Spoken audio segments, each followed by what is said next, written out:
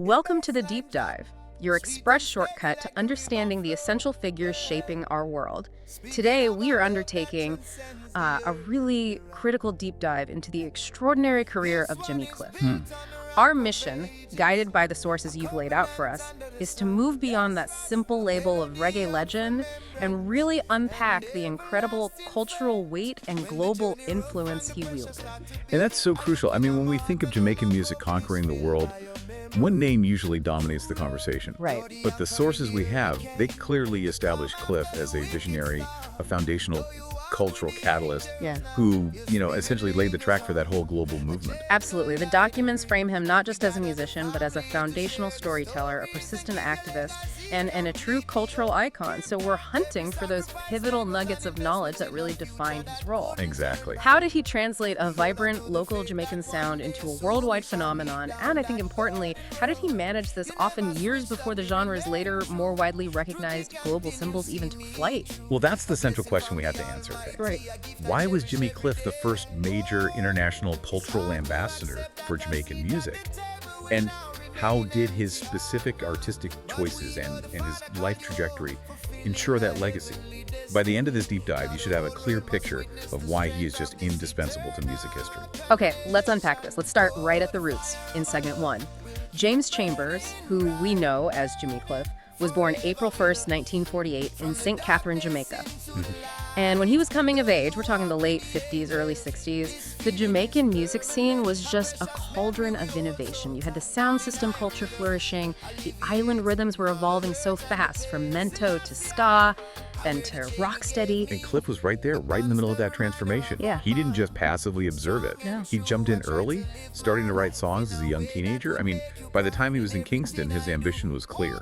He was competing against, legends in the making. And what immediately set him apart, according to all the sources, was that voice. Oh, the voice. It's described as smooth, almost R&B influenced, yet powerful enough to cut through the bass-heavy dynamics of that era. There's just an inherent sincerity and deep emotion in his tone. Yes. He wasn't relying solely on the rhythm, he was relying on storytelling through his vocal sincerity. And that distinction, the sincerity that is key to understanding his early rise. He wasn't just performing the hits of the day. Right. He was conveying genuine emotion. And this is where the producer Leslie Kong becomes just essential to the narrative. A huge figure. Kong was a major industry figure, recognized talent with a keen ear, and he brought Cliff into the fold. Kong's backing was a massive endorsement. I mean, it was the equivalent of being signed to a major label during the formative years of a whole new genre. Exactly. And their partnership led to some breakthrough early hits, most notably Hurricane Hattie in 1962. This was more than just a local hit. It really demonstrated his ability to translate local rhythms into something polished and, immediately accessible. And that's the underlying thread of his entire career. Accessibility without sacrificing authenticity. Yes. Kong helped position him as one of the brightest young voices in Jamaica, setting him on this rising trajectory that was aiming for international exposure even before the rest of the world caught up to what was happening in Kingston. That's a great point. The sources make it clear that while others were focusing regionally, Cliff had his sights set on global stardom from the very beginning. Now, here's where it gets really interesting. When we move into segment two. Okay. The absolute tipping point. In 1972, Cliff starred in and provided much of the music for the film The Harder They Come. And it is almost impossible to overstate the importance of this moment. It really is. It truly redefined the relationship between Jamaican culture and the outside world. Yeah. Until then, the global image of Jamaica was, largely constructed through the lens of tourism. Beaches, resorts. Exactly. Beaches, resorts, maybe some pleasant calypso music. The Harder They Come just shattered that idyllic manufactured image. It was a gritty musical drama that didn't shy away from the harsh realities of Jamaican street life and the desperation of young people trying to escape poverty by chasing that dream of musical success. And Cliff plays Ivanhoe Martin, or Ivan, a character who is so ambitious but also tragically flawed. A classic archetype. The film quickly became a cult classic, especially in counterculture circles in the US and Europe. Ooh. But its real revolution, I think, lay in its function as a kind of cultural Trojan horse. I love that. A cultural Trojan horse. It delivered this raw, unfiltered look at life in Kingston, but packaged with a soundtrack that was instantly compelling. For so many international audiences, this wasn't just a movie. No. It was the first time they were hearing authentic reggae in a context they could immediately connect with. And crucially, Cliff wasn't just a voice on the soundtrack. He was the central cinematic figure. The emotional weight of that entire film rested right on his shoulders. It did. The combination of his charismatic, tragic performance and the music he contributed created this undeniable force. So let's focus on the soundtrack itself, which the sources call one of the most influential reggae albums ever recorded. Ever. It's a masterclass in introducing new music. It featured not only Cliff's defining tracks, but also other major Jamaican artists. But it was Cliff's songs that provided the core emotional and narrative anchor. Specifically songs like You Can Get It If You Really Want, which is pure, almost motivational optimism. Right. And that contrasted so sharply with the spiritual yearning of Many Rivers to Cross, and of course the defiance embedded in the title track, The Harder They Come. Many Rivers to Cross is particularly noteworthy. It showcased that soulful, emotive voice we were just talking about. It proved reggae wasn't just about rhythm, it was about profound, introspective, lyrical depth. And that specific track resonated so deeply with Western audiences who are familiar with American soul and gospel traditions. Okay, so this is the nugget we really need to underline for you, the listener. The sources are unanimous that this soundtrack was the mechanism that introduced reggae to global audiences. It was the vehicle. This happened in 1972, setting the stage long before other, more commercially successful figures in the genre achieved that worldwide superstar status in the latter half of the decade. Years before, Cliff was the cultural vanguard. He was the one kicking the door open. His role fundamentally shifted almost overnight. Oh, completely. He went from being a locally successful artist to a genuine cultural ambassador.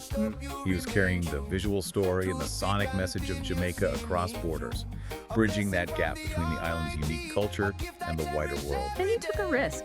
He took the risk of portraying the darker side of Jamaican life, and that authenticity is what ultimately paid off globally. Without a doubt. So let's pivot now in segment 3 and talk about the sheer breadth of his work beyond this pivotal film moment, because the catalog is extensive and it proves he was never content to stay strictly within one box. Right. If we were to categorize Cliff's sound, we'd have to use a hyphenated description. It's not just roots reggae. No, not at all. It's a unique fusion. It's reggae ska soul pop. The genius of his approach was integrating that faster, upbeat energy of early ska with the heavy emotionalism and vocal control derived from American soul music.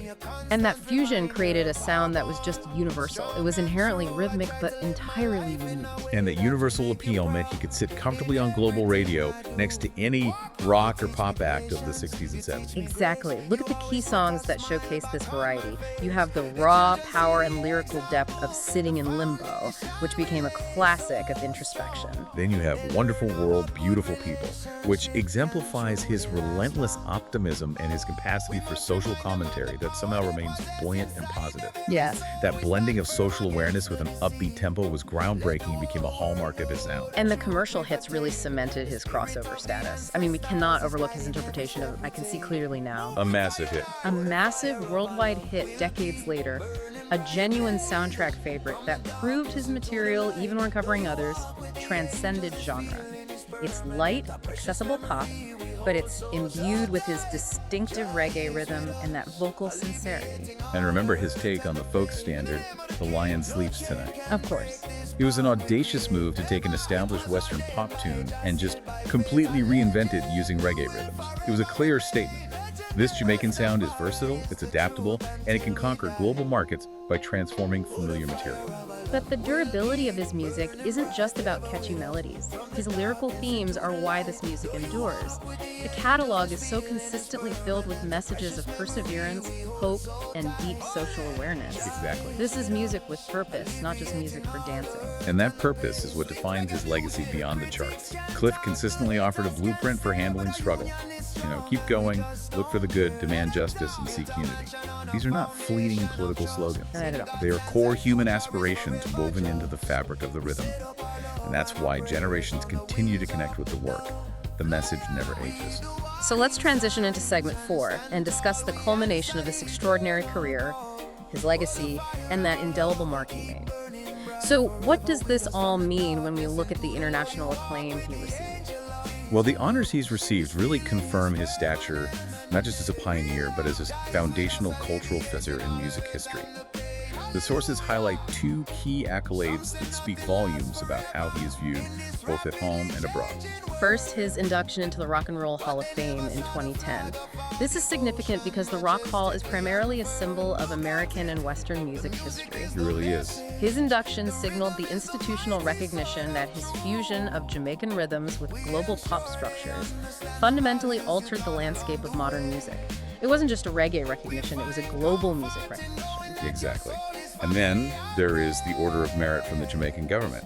That is the highest honor a nation can bestow upon one of its citizens. It's confirmation that Jamaica recognizes the immense cultural weight he carried, the doors he opened, and the pride he brought home through his relentless global advocacy. And we also have to remember the decades of worldwide touring and the countless Grammy nominations. He wasn't just a historical figure. He remained an active, vital force, continuing to bring reggae and Jamaican culture directly to millions of people who might never have sought it out otherwise. He was the physical presence of the movement. Yes, he really was. And if we connect this to the bigger picture, his influence is profoundly moral. Cliff has consistently been an advocate for peace, justice, and unity. He used his celebrity not for pure self-promotion, but as a megaphone for social activism and community building. So his legacy is twofold.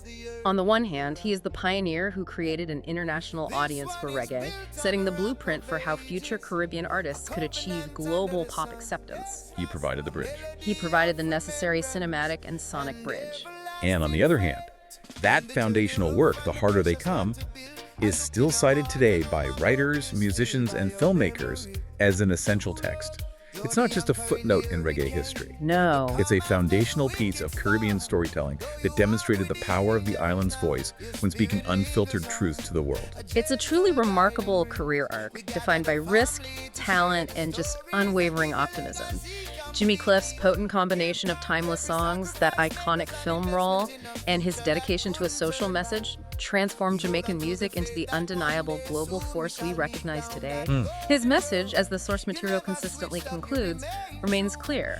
Music is not just entertainment, it is a tool that can uplift, unite, and inspire tangible change. And that leads directly to the provocative thought we want to leave you with, building on this theme of his activism and his optimism.